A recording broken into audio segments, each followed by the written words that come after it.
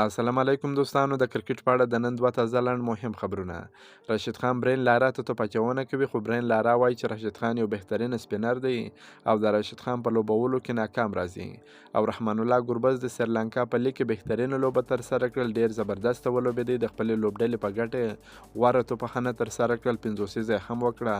دا چې نور یې څه وکړل، څو ریکارډونه یې جوړ کړه، ویډیو تر اخره سره وګورئ، انشاءالله پوره معلومات درکوم. راشد خان برین لارا ته توپ اچونه وکړه. لارا راشد خان بهترین سپینر دی. په ټولنیزو رسنیو کې د افغانستان د کرکټ د ځلانده ستوري راشد خان د توپ اچونې یوه ویډیو ډیره خپره شوې ده، چې د دې ویډیو د خپرېدو لامل دا دی چې راشد خان لیجنډ کرکټر برین لارا ته توپ اچونه کوي، هغه پرې ښه شاټونه وهي. په استرالیا کې میشت خبریال مارک وهارت په ټولنیزو رسنیو کې یوه ویډیو خپره کړې ده چې پکې راشد خان برین لارا ته توپ اچونه کوي.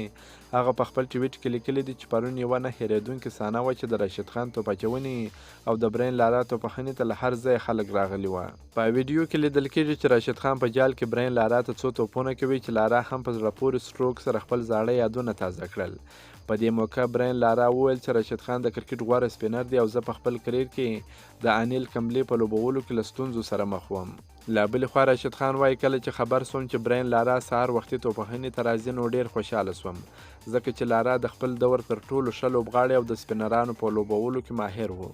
د یادولو وړ ده چې برین لارا په ټیسټ کرکټ کې 34 سلیزې او 48 پنځوسیزې وهلې دي او 14 کاله وړاندې یې د نړیوال کرکټ څخه استعفا کړې ده. بلخوا رحمان الله ګربز د سریلانکا په لیګ کې د خپلې لوبډلې دپاره نن غوره توپخانه ترسره کړل. یقینا نن ډیر ښه وځلېدی، په تېرو لوبو کې ناکام سوی و، خو نن یې خپله وړتیا یو ځل بیا ثابته کړه.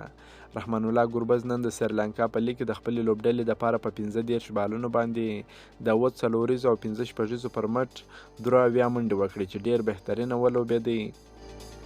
که مو دا ویډیو خوښه شوې در سره لایک کړئ او د خپلو ملګرو سره هم شیر کړئ. که په دې چینل کې نوی یاست چینل هم در سره سبسکرایب کړئ. دا نور تازه معلوماتو لپاره هم زموږ سره اوسئ. تر بلې ویډیو پر د الله په امان.